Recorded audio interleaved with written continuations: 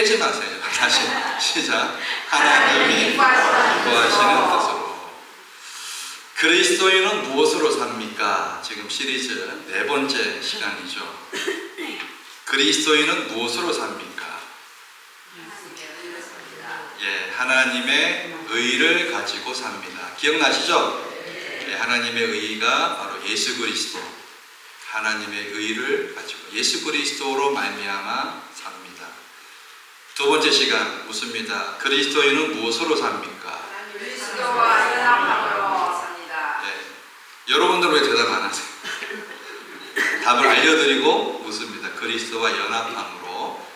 그리스도인은 무엇으로 삽니까? 하나님의 사랑으로 삽니다. 그리스도와 연합함으로 산다고요. 지금 두 번째 거 다 같이 해주시라고. 그리스도인은 무엇으로 삽니까? 그리스도와 연합함으로 삽니다. 세 번째는요, 하나님의 사랑으로 삽니다. 자, 그리스도인은 무엇으로 삽니까? 하나님의 사랑으로 삽니다. 자, 오늘 네 번째, 그리스도인은 무엇으로 삽니까? 하나님이 기뻐하시는 뜻으로 삽니다. 예, 머리에 약간 아프시죠? 이 정도로 아프면은 여기 있으면 안 돼요. 치매 예방이 됩니다. 오늘 네 번째 시간인데요. 정리합시다. 오늘로 그리스도인은 못 사는가 시리즈는 끝나고요. 그리스도인은 하나님의 한 의로 삽니다. 그리스도인은 그리스도와 연합함으로 삽니다. 그리스도인은 하나님의 사랑으로 삽니다. 오늘 그리스도인은 하나님이 기뻐하시는 뜻으로 삽니다. 우리가 로마서 말씀을 통해서 우리 그리스도인이 그렇죠? 세상과 구별되는 하나님의 사람들이 어떻게 살아야 하는가, 하나님이 기뻐하시는 뜻으로 살아야 된다. 이 대전제 속에 오늘 구체적으로 말씀 들어가 보겠습니다. 로마서가 쓰여진 배경을 제가 첫 시간에 잠깐 말씀을 드렸어요. 사도행전 2장에 보면 오순절날 명절에 많은 사람들이 오순절날 성령의 충만을 받고 은혜를 받고 각기 나라로 돌아갑니다. 거기에 왔던 유대인들이 로마로 돌아가서 바로 교회를 세우죠. 교회를 세워서 유대인인데 예수 믿는 사람들이 출석이 되었고, 유대인은 아니지만 이방인이지만 예수 믿는 사람들도 함께 모여서 이 로마 교회를 형성하게 되었어요. 그런데 로마의 황제였던 글라우디오 황제 때에 AD 40년경입니다. 이 글라우디오 황제가 로마의 유대인들을 다 쫓아버렸어요. 다 내어 쫓아버렸어요. 그러니까 로마 교회에 있던 유대인, 예수 믿는 유대인들도 당연히 어떻게 해요? 쫓겨나게 되었죠. 약 14년 후에 AD 54년경에 네로 황제에 의해서 복귀 명령이 떨어집니다. 다 돌아와도 좋다. 그러니까 돌아와 보니까 이방인 신자들이 로마 교회를 장악 내지는 중심 세력이 되어 있었어요.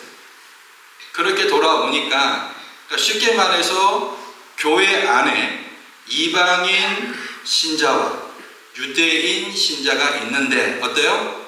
참 이렇게 화목하지가 못했던 것 같아요. 유대인 신자들은 율법과 전통을 얘기하면서, 그죠? 또 이방인 신자들은 14년 동안 떠나 있다가 온 자들에 대해서 그렇게 달갑게 생각하지 않았던 것 같아요. 그러한 배경 속에서 로마서가 쓰여지게 되었는데, 바울이 로마서를 통해서, 그래서 1장에 보시면은 유대인이나 헬라인이나 다 죄인이에요. 근데 하나님의 그 복음은 뭐예요? 헬라인이나 유대인이나 어떻게 해요? 다 구원받아야 될 존재다. 그래서 로마서 우리가 16장까지 있는데 1장부터 몇 장까지? 아니, 1장부터 11장까지는 뭐라 그랬어요? 제가 지금 반복하는 거예요. 1장부터 11장까지는 교리, 그렇죠? 그 교리의 핵심이 뭐라고요? 한자 몰라도 돼. 믿음으로써 구원을 얻는다라고 하는, 그렇죠? 이 교리, doctrine, 이 교리가 너무나 중요한 거예요. 이 믿음으로 구원을 얻는다는 거에는 이방인도 포함되고 유대인도 포함돼요. 누구나 다 왈가왈부하지 마, 그 말이에요. 오직 믿음으로, 그렇죠? 오직 의인은 믿음으로 구원을 얻는다라고 하는 거예요. 그 다음에 12장부터 제가 15장까지는 뭐라 그랬어요? 예? 다 맞는 말씀인데 저는 그렇게 얘기 안 하고 한 글자로 얘기했는데 몸에 말씀하신 거 맞아요. 생활, 실천, 그죠? 다 포함해서 몸으로 따라합시다. 살아내야 된다. 따라하세요. 몸으로 살아내야 된다. 몸으로 살아내야 된다. 예전에 여러분 그 영화 중에 불건전 영화가 있었죠. 뻐꾸기 온몸으로 울었다라고 하는 영화가 있어요. 제가 중학교 때 그거 몰래 봤다가 크게 혼난 적이 있어가지고 그 제목이 아직 기억이 나요. 온몸으로 뭐예요? 살아내야 됩니다. 마지막 16장은 뭐예요? 공동체라 그랬어요. 공동체. 다시 연결합니다. 1장부터 11장까지는 뭐예요? 교리, 믿음으로 구원 얻어요. 12장부터 15장까지는 몸으로 살아내야 돼요. 16장은 공동체, 믿음의 공동체가 얼마나 중요한지 이야기하고 있습니다. 제 12장이 들어왔어요. 이제 몸으로 살아내야 되잖아요. 이제 그 얘기를 이제 하는 거죠. 여러분과 저는 하나님이 기뻐하시는 어떤 제물? 거룩한 산 제물. 12장 1절에 나오죠. 거룩한 산 제물로 드려져야 합니다. 근데 우리가 오해할 수 있어요. 어떻게 그러면 내 몸을 쪼개서 이렇게 번제로 바쳐줘야 하냐? 이런 얘기 아니죠. 거룩한 산 제물로 드려진다. 공동체 속에서 서로 은사를 나누며 한 몸을 이룰 때 성도의 모든 삶은 참된 자리에서 참된 예배자로 나아갈 수 있다라고 하는 것입니다. 자, 1절 2절을 볼게요. 다시.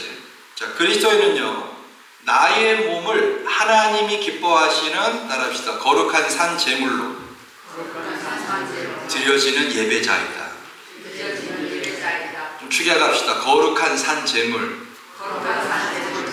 영어로는 living sacrifice죠. 살아있는 희생 제물이라는 뜻이에요. 자, 1절에 보시면요, 그리스도인은 어떻게 삶의 예배를 드릴 수 있나 바울이 이렇게 얘기합니다. 12장 1절 다 같이 읽습니다. 시작.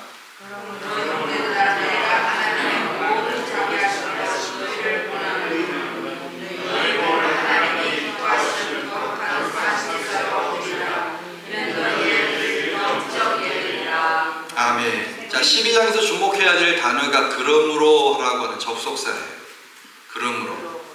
그러므로가 뭐냐 이거예요. 5장, 8장, 10장도 그렇고 그러므로가 계속 반복이 됩니다. 자, 그러므로가 나오면요 앞장이 중요하다는 거예요. 11장까지 치열하게 교리를 얘기하고 의인은 믿음으로 살고 믿음으로서만 구원을 얻고 이방인이나 헬라인이나 차별이 없는 하나님의 의가 나타나서 예수 그리스도를 통하여 믿음으로 구원을 얻는다. 다소 조금 격양된 어조로 바울이 얘기를 하다가 12장 1절에 보면은 조금 부드럽죠. 조금 많이 부드러워졌어요. 그럼 그러므로가 뭐냐 하면 여러분 11장 33절을 가보세요. 바로 위에 있어요. 11장 33절 성경책 20에 한번 같이 읽어봅시다. 깊도다 하나님의 지혜와 지식에 부요하며 그의 판단은 측량치 못할 것이며 그의 길은 찾지 못할 것이로다. 깊도다 하나님의 지혜와 지식에 부요하며 구원에 관한 하나님의 은총을 얘기하는 거예요. 이스라엘이 실수했죠. 이방인이 구원을 얻었죠. 이스라엘의 구원의 은총을 주시는, 유대인도 구원을 주시는, 흔들림은 유대인의 흔들림을 통해서 이방인들도 구원하시는, 그래서 결국 모든 사람에게 구원을 주시는 이 하나님의 은혜. 그죠? 34절을 11장 34절을 보시면 시작. 누가 주의 마음을 알았느뇨? 누가 그의 모사가 되었느뇨? 누가 주께 먼저 드려서 갚으심을 받겠느뇨? 36절 시작.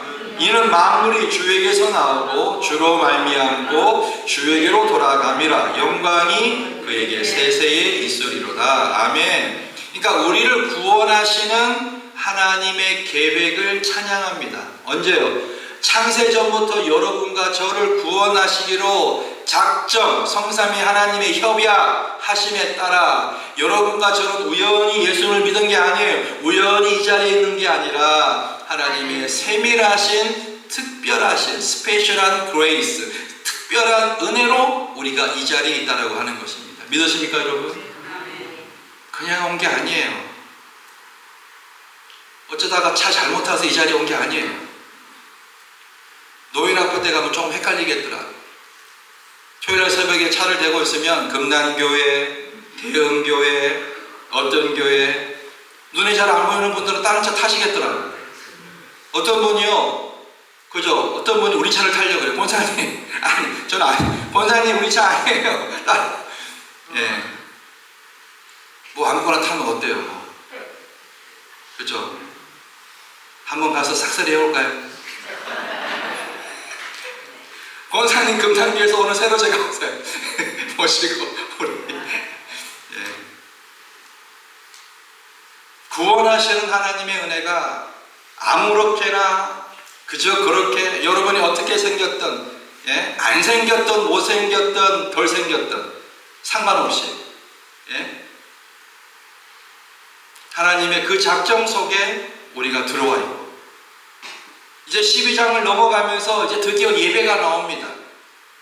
믿음으로 구원 얻은 자는 어떻게 살아야 되는지에 대한 그 예배가 나옵니다. 처음에 로마서가 쓰여질 때는 장절 구분이 없었어요. 그래서 9장부터 11장까지 이스라엘을 통해서 이방인을 다 구원하시는 하나님을 찬양하면서 뭐가 이제 중요하다? 이제 이 예배가 중요하다. 단순히 예배에 앉아있는 걸 얘기하는 것이 아니에요. 우리에게 구원을 주시는 하나님의 은혜가 너무 감사하기 때문에 그 은혜를 갚을 길이 없어요. 한량없는 은혜, 갚을 길 없는 그 은혜 고백하시죠? 그 은혜가 크기 때문에 우리가 지금 이 자리에 앉아 있습니다. 그래서 사도 바울이 너희 몸을 예배로 드려야 되는데 그죠? 리빙 세크리파이스, 살아있는 그 제물로 드려야 된다라고 얘기합니다. 하나님의 모든 자비하심이 뭐예요? 구원을 주시는 하나님의 은혜 아닙니까? 그죠? 고난다 이 말, 파라칼리오란 말인데 곁에서 부른다는 말이에요. 하나님의 모든 자비하심, 이 자비하심은 곁에서 나를 부르시는 거예요. 여러분들이 힘들어하고 괴로워할 때 여러분 옆에서 여러분들을 위로하시는